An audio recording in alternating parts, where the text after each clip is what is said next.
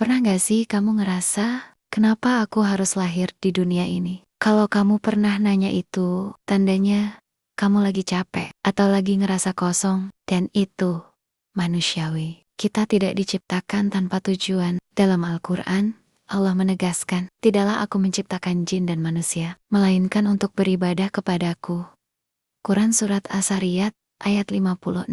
Artinya hidup ini bukan kebetulan, bukan tiba-tiba ada. Kita dipilih untuk ada, dan ibadah itu luas banget, bukan cuma sholat atau ngaji, tapi juga bagaimana kita sabar saat diuji, bagaimana kita tetap baik walau disakiti, bagaimana kita terus bangkit walau capek. Semua itu bagian dari perjalanan menuju Allah. Dunia ini tempat ujian, bukan tujuan akhir. Kadang kita ngerasa, kalau hidup cuman buat capek, kenapa harus ada? Justru karena ini bukan akhir. Dunia itu cuman tempat singgah. Tempat kita belajar arti kehilangan, arti bersyukur, arti bergantung pada Allah. Tanpa dunia kita nggak akan pernah benar-benar kenal Allah. Setiap orang punya perannya masing-masing. Nggak ada satupun manusia yang lahir sia-sia. Mungkin kamu pernah ngerasa, aku ini ngapain sih ada di dunia? Hidupku biasa aja. Tapi coba lihat lebih dalam. Bisa jadi keberadaan kamu jadi alasan seseorang bertahan. Jadi penguat di saat orang lain rapuh.